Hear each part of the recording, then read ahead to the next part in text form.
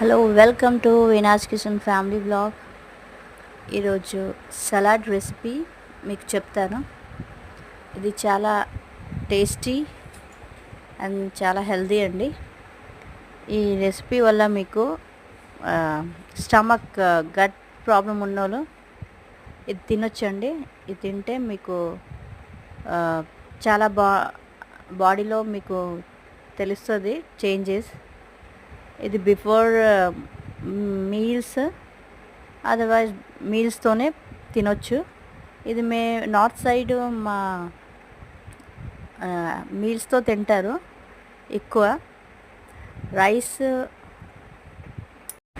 Rice దాల్తో చాలా మంచి combination అండి ఇది.